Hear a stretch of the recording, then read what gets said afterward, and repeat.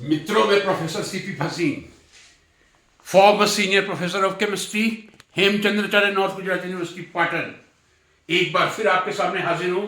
जी हां, भ्रष्टाचार से भरी दास्तां का दूसरा भाग लेकर।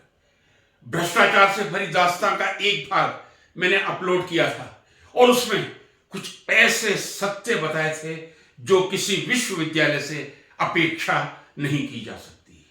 ये बात सही है कि आजकल समूचे भारतवर्ष में सफेद वस्त्र वालों से विश्वविद्यालय प्रशासन का बहुत गहरा नाता हो गया है। जी हां, दुर्भाग्य से सफेद वस्त्र वालों से विश्वविद्यालय प्रशासन का बहुत गहरा नाता हो गया है। होना नहीं चाहिए था। सफेद वस्त्र से यदि विश्वविद्यालय प्रशासन दूर रहता तो शायद आज देश की शिक्षा में दूसरी ही पिक्चर होती, दूसरा ही चित्रण होता। आता हूं मैं भाग 2 पे। पहले भाग 1 का प्रस्तुतिकरण ब्रीफ में आपके सामने कर दूं। जी हां, 1986 में एक विश्वविद्यालय, यूनिवर्सिटी, सेंटर ऑफ एक्सीलेंस, ज्ञान के सर्वोत्तम केंद्र की स्थापना होती है, क्योंकि यूनिवर्सिटी का मतलब भी सेंटर ऑफ एक्सीलेंस, ज्ञान का सर्वोत्तम, सबसे उत्तम केंद्र। 1994 जनवरी की बात कर रहा हूं। पहले 5 ग्रांट इन 8 डिपार्टमेंट आते हैं, उसमें 5 ग्रांट इन 8 डिपार्टमेंट्स। उनमें से एक डिपार्टमेंट में 1994 में एक प्रोफेसर और एक लेक्चरर का सिलेक्शन होता है। पूरी तरह सच्ची दास्तान है। मैंने पहले भी कहा था और आज भी कह रहा हूं, जिस किसी को शंका हो लिखिए कमेंट बॉक्स में, मैं कागज आपके सामने इसी कैमरे पर प्रस्तुत करूंगा। एक प्रोफेसर, एक लेक्चरर की अपॉइंटमेंट जनवरी 1994 में होती है। जुलाई 1994 में एक एडवर्टाइजमेंट और आता है, क्योंकि 5 पोस्ट एक डिपार्टमेंट में थी, केवल 2 ही व्यक्ति थे, 2 रीडर, एक लेक्चरर। जो लेक्चर की पोस्ट थी that was reserve for SC ST, reader की पोस्ट ओपन थी। मैं समझ रहा हूं दास्तान 1 यदि आपने देखी है तो आपको याद आया होगा, कुछ मस्तिष्क में उभरा होगा। जी हां, 1994 जनवरी में एक प्रोफेसर, एक लेक्चरर ज्वाइन करते हैं। जुलाई 1994 में वैकेंसी आती है, 2 रीडर, एक लेक्चरर, और रीडर के लिए 5 कैंडिडेट होते हैं। उसमें से एक, ये जो प्रोफेसर अपॉइंट हुए थे, हेड अपॉइंटमेंट हुए थे, उनका स्टूडेंट होता है, 4 दूसरे कैंडिडेट होते हैं। लेक्चरर की एक ही वैकेंसी होती है, वो SC ST के लिए रिजर्व होती है। लगभग 30 से 35 कैंडिडेट इंटरव्यू, साक्षात्कार के लिए आते हैं। लेक्चरर की एक ही पोस्ट थी, लेकिन इन महान पुरुष ने, देवता ने, मनीषी ने, चूंकि एक लेक्चरर को ओपन कास्ट वाली, अपर कास्ट वाली एक लेक्चरर को पहले कमिटमेंट कर दिया था, उसका अपॉइंटमेंट उनको करवाना था। मैंने आज वर्णन किया था किस बेरहमी से एक पोस्ट रीडर की कम करके लेक्चरर में कन्वर्ट कर दी गई। जी हां, केवल एक कमरे में बैठ के। गवर्नमेंट ग्रांट इन 8 का मतलब यह है जिसकी तनख्वाह गवर्नमेंट देगी, जिसकी पेंशन गवर्नमेंट देगी, जिसका खर्चा गवर्नमेंट देगा। एक कमरे में बैठकर आपने एक रीडर की पोस्ट लेक्चरर में कन्वर्ट कर दी बिना गवर्नमेंट की परमिशन के, जबकि रीडर के लिए 5 कैंडिडेट थे। ऑब्वियसली सब PhD होंगे, रीडर के लिए तो ये मिनिमम क्वालिफिकेशन है। और उनमें से एक candidate, in professor and head के सिलेक्शन होते हैं, उनके कैंडिडेट का सिलेक्शन नहीं हो पाता, दूसरा कोई रीडर बनके चला जाता है, जिसका वो आजीवन बदला निकालने की ठान लेते हैं। गलती उस कैंडिडेट की नहीं थी जो सिलेक्ट हुआ था। यदि इसको मैं गलती भी नहीं कहूंगा, ये निर्णय था सिलेक्शन कमेटी का, वाइस चांसलर का, कि उस रीडर का सिलेक्शन होना चाहिए था। लेकिन जिंदगी भर के लिए वो विकास में बाधा बन के खड़ी हो जाते हैं उस रीडर। कितना ये न्याय संगत था कि एक रीडर की पोस्ट आपने लेक्चरर में कन्वर्ट कर ली, वो भी बिना गवर्नमेंट के परमिशन के।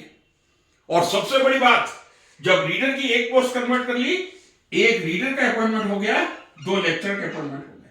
ऑब्वियसली 1 SC ST, जो दूसरे लेक्चरर का अपॉइंटमेंट होता है, जरा ध्यान से सुनिए दास्तान को, कभी सुनी नहीं होगी आपने। ये जो दूसरे प्रत्याशी हैं जिनका सिलेक्शन होता है ओपन पोस्ट पे। ओपन पोस्ट क्रिएट की जाती है रीडर की लेक्चरर में कन्वर्ट करके। वो 6 महीने पहले उसी विश्वविद्यालय के एक एफिलिएटेड कॉलेज में अप्लाई करती हैं, उनको ले लिया जाता है। लेकिन उस यूनिवर्सिटी की परंपरा थी, क्योंकि वहां ज्यादातर ग्रांट इन कॉलेज ही हुआ करते थे। यदि कोई अपॉइंटमेंट आप कॉलेजेस में कर रहे हैं, आपको यूनिवर्सिटी से उसकी परमिशन लेनी होगी। जब उनका पूरा चिट्ठा, बायोडेटा, जन्मपत्री उसी यूनिवर्सिटी के पास जाती है जिसमें उनका सिलेक्शन कर दिया गया है, ये यूनिवर्सिटी कहती है यूजीसी प्रमाणे लायकात नाती रखता, means candidate doesn't have the qualification, minimum qualification according to UGC. उस समय यूजीसी कहती थी आपके पास 10+2 +3 है, जो समय बहुत कम होता था, बहुत अच्छा है। 10+1 +3 है, 100% एक्सेप्टेबल था। राजस्थान में यही था। 10th बोर्ड होता था, उसके बाद हायर सेकेंडरी बोर्ड होता था, फिर 3 साल की बीएससी होती थी।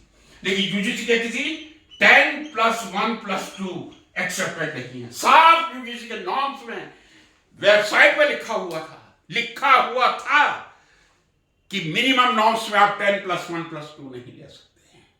लेकिन फिर भी कॉलेज में जिस कैंडिडेट को रिजेक्ट कर दिया था, उसी यूनिवर्सिटी का प्रशासन एक कमरे में बैठ के लेक्चर की पोस्ट पे सिलेक्शन कर देता है। कैसी ये दास्तान है मित्रों, आनंद आया या नहीं? रीडर की एक पोस्ट स्पेशली उस प्रत्याशी के लिए लेक्चरर में कन्वर्ट हुई, और यूजीसी के नियमों की धज्जी उड़ाते हुए, यूजीसी के नियमों की अवहेलना करते हुए उसको लेक्चरर बना दिया जाता है। अब जरा इससे संबंधित पैरेलल दूसरी दास्तान पे आता है, जो मैंने पिछली बार बहुत खूबसूरती से बयां करने की कोशिश की थी। पता नहीं है आप लोगों को कैसे लगी।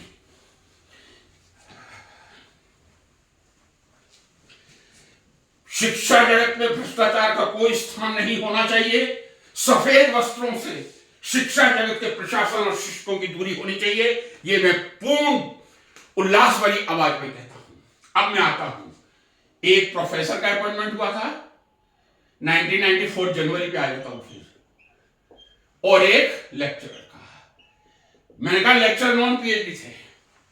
1998 में ये लेक्चरर महोदय पीएचडी की डिग्री ग्रहण करते हैं। कोई प्रोफेसर नए आ गए थे, ये वापस अपने पेरेंट यूनिवर्सिटी में चले गए थे। प्रोफेसर ए के दो उनके अंडर ये 1998 में। आश्चर्य तो देखिए, मेरे देश में बिल्डिंग केमिस्ट्री डिपार्टमेंट की 1997 में मिलती है। दिसंबर में इनकी थीसिस नवंबर 1997 में जमा हो गई थी, और मार्च 1998 में पीएचडी हो गई थी। क्या आप लोगों को कुछ आश्चर्य नहीं होता? मुझे तो बहुत बड़ा आश्चर्य होता है। केमिस्ट्री का मतलब ही प्रैक्टिकल है। प्रैक्टिकल के बिना कोई कंप्यूटेशनल रिसर्च उस समय थी नहीं, और कंप्यूटेशनल रिसर्च थी भी नहीं। थीसिस लिखवा के देखिएगा, पेपर्स लिखवा के देखिएगा, कैसे बिना बिल्डिंग के पीएचडी हो जाती है। चलिए कोई बात नहीं, ये आपसी मामला है इन प्रोफेसर महोदय का, इनका कोई बात नहीं, कोई लेना देना नहीं। अब फिर मैं आपको ला रहा हूं सन 2000 पे। जी हां, 2000 पे। चूंकि एक अनवांटेड लीडर आ गए थे डिपार्टमेंट में, जो उस समय के ये प्रोफेसर एंड हेड के स्टूडेंट नहीं थे, उनका स्टूडेंट सेलेक्ट नहीं हो पाया था। चूंकि अब ये लीडर आ गया, तो इसको खत्म करके ही छोड़ना है। ये दास्तान देखिए, ये दोनों आपस में हाथ मिलाते हैं, ये प्रोफेसर और ये प्रोफेसर शेक हैंड करते हैं, ब्यूटीफुली शेक हैंड करते हैं। 2000 में, जरा ध्यान से सुनिएगा, ये दास्तान आपको कहीं विश्व में नहीं मिलेगी। आप पीएचडी हुए लेक्चर महोदय 1998 में। ये जो ए प्रोफेसर थे, इनके अंडर जो कैंडिडेट रजिस्टर्ड थे 1996 में रजिस्टर्ड थे। आप जो लेक्चरर काम कर रहे हैं, रीडर काम कर रहे हैं, प्रोफेसर काम कर रहे हैं, जरा अपना दिमाग लगाइए। यदि कोई 1998 में पीएचडी हुआ है, 1999 में भी कोई कैंडिडेट रजिस्टर होता, उसके को गाइड बना लेते तो डाइजेस्ट हो जाता। लेकिन को गाइड बना दिया गया इन दो कैंडिडेट्स का, जो 1995-96 में रजिस्टर्ड हुए थे। आप भी उन्हीं के साथ रजिस्टर्ड हुए थे। ये महोदय, लेक्चरर महोदय जो 1998 में पीएचडी कर जाते हैं, लेकिन इन्होंने वंदे भारत की स्पीड से पीएचडी की और उसके बाद को गाइड 2000 में सिंडिकेट ने बना दिया। हमारी सिंडिकेट भी कितनी महान होती है यूनिवर्सिटीज की, उसका एक नमूना आपके सामने पेश कर रहा हूं। गाइड बना दिया जाता है। 1998 में पीएचडी हुए हैं, अजी आप 1999 में बना देते, लेकिन 1995, 96 जो उन्हीं के साथ रजिस्टर्ड हुए थे, उसमें आपने को गाइड बना दिया और कोई आवाज उठाने वाला नहीं, कोई देखने वाला नहीं। कैसा अंधा प्रशासन इस देश में शिक्षा जगत में चलता है। दूसरा उदाहरण लीजिए, ये एक से एक बढ़ते ब्रिलियंट एग्जाम्पल आपके सामने आएंगे। ये महोदय जो लेक्चर महोदय आए थे 1994 में, 1998 में पीएचडी हो जाती है। 1999 में senior lecture selection grade lecturer के लिए इंटरव्यू किया जाता है। सिलेक्शन ग्रेड लेक्चरर के लिए इंटरव्यू किया जाता है। एक्सपर्ट वहीं से आते हैं जहां से इन्होंने एमएससी की थी। ये कैरियर एडवांसमेंट स्कीम के लिए आते हैं। कैरियर एडवांसमेंट स्कीम के लिए, जो मैंने पहले बहुत डिटेल में बताई है। कैरियर एडवांसमेंट स्कीम का मतलब रिसर्च पेपर सबमिट करने होते हैं। जो एक्सपर्ट आते हैं, एक्सपर्ट कहते हैं रीडर का डेजिग्नेशन सीएस नहीं दिया जा सकता क्योंकि एलिजिबिलिटी नहीं है, हालांकि मिल जाता है यदि आपके रिसर्च पेपर हो और आप इंटरव्यू में जस्टिफाई करें। लेकिन उन एक्सपर्ट ने कहा था हम ये ग्रेड दे देंगे, ये जो सिलेक्शन ग्रेड लेक्चरर है 3700 से 5700 ये दे देंगे, लेकिन रीडर का डेजिग्नेशन नहीं देंगे, रीडर सीएस का डेजिग्नेशन नहीं देंगे। ये मैं एक्सपर्ट बता दूं। देख लिया आपने, उन एक्सपर्ट ने मना कर दिया था पे दे दो, डेजिग्नेशन रीडर सीएस का नहीं दिया जाता। अब आगे आप दास्तान देखिए, सिंडिकेट क्या खेल करती है, कैसे सफेद वस्त्रों के साथ जुड़ के अपने सफेद ना होते हुए भी वस्त्रों को काला कर लिया जाता है। ये इस जगत के शिक्षा जगत की दास्तां, सच्ची दास्तां आपके सामने पेश कर रही है। अब फिर सिंडिकेट बुलाई जाती है जी। क्यों बुलाई जाती है? चलो बुलाई गई होगी, लेकिन जो एक रीडर है वो जो 1994 में रीडर बन के आया था, वो प्रोफेसर नहीं बनना चाहिए किसी भी तरह। फिर सिंडिकेट क्या करती है, जिसको उनकी पेरेंट यूनिवर्सिटी के एक्सपर्ट ने कह दिया था रीडर का डेजिग्नेशन नहीं दिया जा सकता, तो महोदय लेक्चरर सिलेक्शन ग्रेड है, यदि ये गलत हो तो आप पेपर निकलवाइए यूनिवर्सिटी से, ले आइए मेरे पास, टांग दीजिए मुझे फांसी। रीडर का दर्जा नहीं दिया गया, नॉट एलिजिबल फॉर रीडर।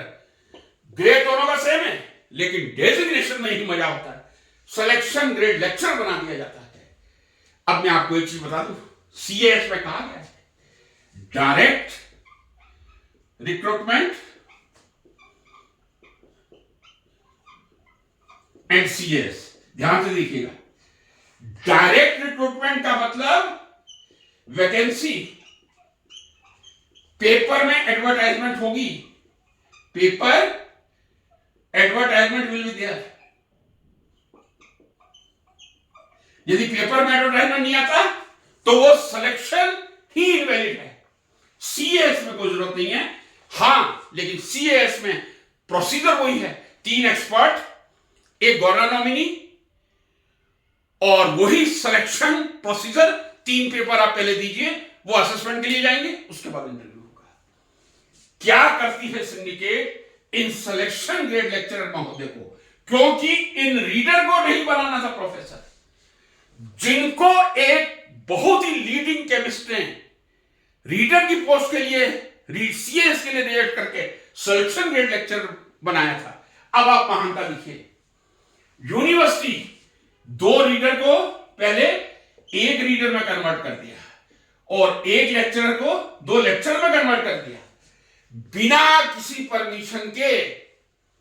ये जो रीडर की पोस्ट लेक्चर में कन्वर्ट हुई थी वापिस रीडर में कन्वर्ट हो जाती है। जो व्यक्ति रीडर सीएस नहीं बन पाया था उसको डायरेक्ट रिक्रूट बना दिया जाता है। मैं फिर कह रहा हूं, डायरेक्ट रिक्रूटमेंट के लिए पेपर एडवर्टाइजमेंट की जरूरत होती है। पेपर में एडवर्टाइजमेंट होगा, एप्लीकेशन आएंगे, उसके बाद ही इंटरव्यू होंगे। लेकिन देखिए महानता, और वास्तव में जो इसका टाइटल है भ्रष्टाचार से बड़ी दास्तान, भ्रष्टाचार से पूरी तरह से लिप्त थी। जो व्यक्ति सीएस रीडर नहीं बना उसको सिंडिकेट ने 2000 में डायरेक्ट रिक्रूटेड बिना किसी एडवर्टाइजमेंट के बना दिया। इतनी अंधेर गर्दी होती थी, लेकिन उस समय आरटीआई नहीं था। Thanks to the government, Congress government जो आरटीआई लेके आई थी। और बाद में जब ये लेखा जोखा निकलवाया गया तब ये पाप, महापाप सामने आया। किस तरह जो सीएस के लिए रिजेक्ट हो गया था उसको सिंडिकेट ने बैठ के बिना एडवर्टाइजमेंट के अपनी पावर से, इतनी भी पावर मत दीजिए, शायद इसीलिए गवर्नमेंट ने सब सिंडिकेट डिसॉल्व कर दी है। अब कोई सिंडिकेट नहीं है, जो नई सिंडिकेट बन रही है उनका क्या प्रारूप है मुझे मालूम नहीं। इतना बड़ा घोटाला जो सीएस के लिए रिजेक्ट हो गया, आप उसको डायरेक्ट रिक्रूटेड रीडर बना रहे। चलिए बना दिया, कोई बात नहीं। 2000 में ये सब खेल हुआ था। शायद 2000 में इन प्रोफेसर को वापिस अपनी जगह जाना था। अब आप देखिए जरा महानता भ्रष्टाचार की अगली दास्ता देखिए। इसी में 2000 में जब वो प्रोफेसर जाते हैं तब एक प्रोफेसर की वैकेंसी आती है। एक रीडर जो 1994 में अपॉइंट हुए थे, मैंने आपसे कहा उनको हम्बोल्ट फेलोशिप मिली थी। विक्रम यूनिवर्सिटी उज्जैन में सिलेक्शन हुआ था, राजस्थान यूनिवर्सिटी में 2 बार, सुखाड़िया यूनिवर्सिटी में 1 बार टेम्परेट हुआ था। और पेपर पब्लिश कर लेते हैं। उनको टीचिंग एक्सपीरियंस टोटल होता है 16 ईयर्स, और इन महोदय को टीचिंग एक्सपीरियंस होता है 8 साल का, जो डायरेक्ट रीडर रिक्रूट कर दिए गए थे। जी हां, 92 से लगभग इन्होंने टीचिंग की शुरुआत की थी और 2000 में इंटरव्यू थे। एक बात याद कर लीजिए, अब प्रोफेसर के रिक्वायरमेंट में 10 इयर्स टीचिंग एक्सपीरियंस है, उस समय था 10 years PG teaching experience. 10 years PG teaching experience, जी 10 इयर्स पीजी टीचिंग एक्सपीरियंस होगा तभी आप प्रोफेसर बन सकते हैं। अब प्रावधान चेंज हो गया यूजीसी का, टीचिंग एक्सपीरियंस होना चाहिए, चाहे ग्रेजुएशन हो या पोस्ट ग्रेजुएशन हो, आप अप्लाई कीजिए, आप बन सकते हैं। लेकिन 2000 की मैं बात कर रहा हूं, जब तक 10 साल का पीजी टीचिंग एक्सपीरियंस नहीं होगा आपको कॉल लेटर नहीं दिया जा सकता, एक दिन भी कम होगा तो। इन महादेव को तो टोटल टीचिंग एक्सपीरियंस 8 साल का था, आप देख लीजिए। लेकिन चूंकि इनको इसको डिप्राइव करके प्रोफेसर बनाना था, कॉल लेटर दे दिया जाता है। 3 कैंडिडेट आते हैं, 3 कैंडिडेट आते हैं। एक तो ये महान जिनके लिए व्यू रचना रची गई थी, जो सिलेक्शन ग्रेड लेक्चर से सीधा डायरेक्ट रिक्रूटेड पोस्ट पे पहुंच गए थे। दूसरे ऑब्वियसली रीडर जाएंगे, तीसरे किसी कॉलेज के लेक्चरर आते हैं। इस कैंडिडेट को मैंने आपसे कहा 16 साल का टीचिंग एक्सपीरियंस था plus 4 years full time PhD experience. बाकी दोनों ही कैंडिडेट्स को, इन महोदय को और जो दूसरे लेक्चर थे उनको पार्ट टाइम पीएचडी का था, फुल टाइम का नहीं था। मतलब ये जो रीडर 1994 में गए थे, यदि मैं कह दूं कि उनका टोटल एक्सपीरियंस 20 साल का था, उसमें से लगभग 14.5 साल का पीजी टीचिंग था और 1.5 साल का यूजी प्लस पीजी था। इंटरव्यू होते हैं, एनएफएस कर दिया जाता है, none found suitable. None found suitable, जो 16 साल का टीचिंग, 4 साल का फुल टाइम पीएचडी एक्सपीरियंस रख रहा है, जिसको टीचिंग का 16 साल का फुल टाइम रिसर्च का 4 साल का एक्सपीरियंस है, जिसको हम्बोल्ट फेलोशिप मिली है, उससे बड़ा कोई प्रमाण पत्र नहीं हो सकता। जो अन्य कई यूनिवर्सिटी में सेलेक्ट हो गया है उसको भी दरकिनार करके, शायद ये डर वीसी के दिमाग में बैठ गया था कि यदि इन कैंडिडेट का सिलेक्शन हो गया जो इलीगली पीएचडी हैं, इलीगली पीएचडी गाइड बनाए गए हैं, इलीगली सिलेक्शन गेट लेक्चर से डायरेक्ट रिक्रूटेड पोस्ट रीडर पे, जो दुनिया का कहीं एग्जाम्पल नहीं हो सकता, उनको बनाया गया है। उस डर के कारण एनएफएस कर दिया जाता है, नहीं तो उनकी चाहत तो यही थी कि इनको प्रोफेसर के पद पे लाके बिठा दिया जाए। किस तरह हमारे देश में शिक्षा जगत में मैनिपुलेशन, भ्रष्टाचार, ये मैं दास्ता बता रहा हूं आपको 1994 से 2000 की। अब की दास्ता कैसी होगी वो तो शायद और भी रंगीन होगी, मैं कह नहीं सकता। लेकिन इस दास्ता को आपने क्या फील किया? क्या शिक्षा जगत सेंटर ऑफ एक्सीलेंस है? क्या यूनिवर्सिटी वास्तव में बुद्धिमत्ता के सर्वोत्तम केंद्र हैं? क्या ये सर्वोत्तम केंद्र बनाने के लिए इस तरह की व्यूह रचनाएं की जाती है? क्या ये अधिकार गवर्नमेंट देती है? और यदि देती है तो उसका आंकलन क्यों नहीं करती है?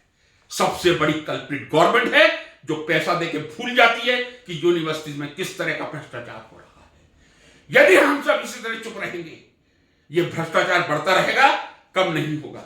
मित्रों, अगली बार लेके आऊंगा भ्रष्टाचार से बड़ी दास्तां 3, वो आपके और भी रोंगटे खड़े करेगी। लाइक कीजिए, शेयर कीजिए, सब्सक्राइब कीजिए।